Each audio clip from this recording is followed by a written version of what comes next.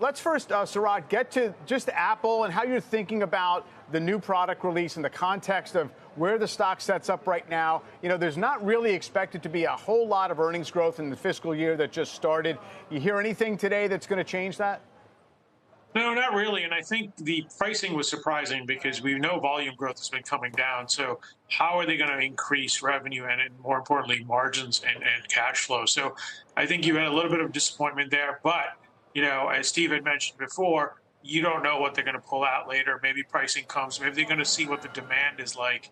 And if demand is greater than what they can supply, then you will get some pricing on it. So, you know, I think everything we expected incrementally, no big news there. And you've kind of had this slow drip in Apple over the last week with the news from China in terms of government selling. So, we'll see how it goes. But I think this will be an interesting test to see what type of demand the phones are going to have.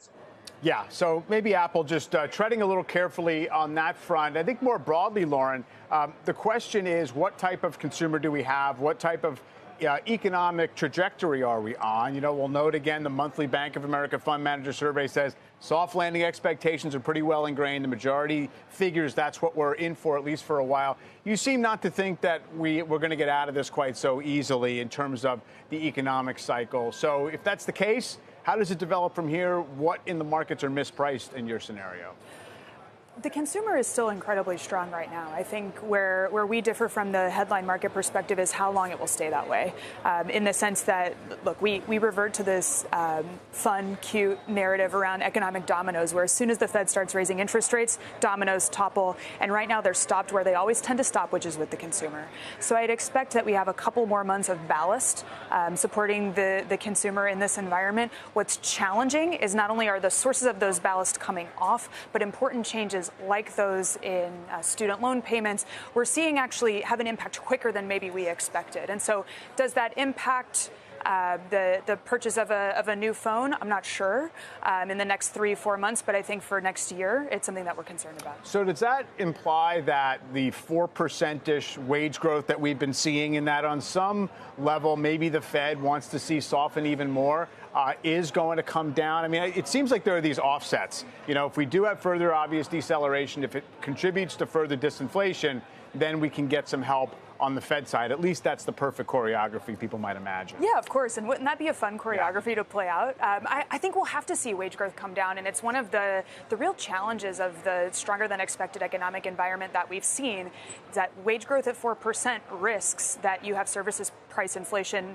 reaccelerate, move higher. And we'll see over the next couple of months how that plays out. But I think the reality is that the Fed cannot let its foot off the gas in an environment like that. The risk to inflation, it sees as, and it's said over and over, it sees as being more important than the risk of recession. In fact, I think the fact that the 500 plus basis points of hiking that we've seen haven't already contributed to recession has been a happy accident rather than a purposeful policy move. Yeah, well, there's no doubt that they didn't count on it going quite so well to this point.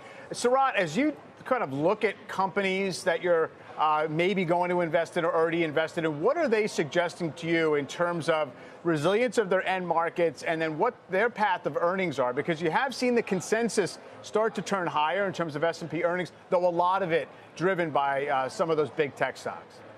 Yeah, and I think people are generally cautious. I mean, capital markets are starting to open up. You're seeing some IPOs, but you know, to Lauren's point, input prices are still high. I mean, oil prices are now going higher and higher.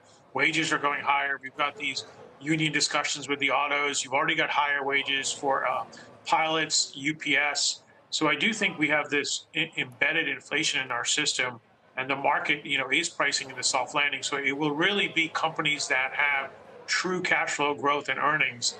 And I think those that don't are going to get punished. I mean, you saw what happened to Oracle.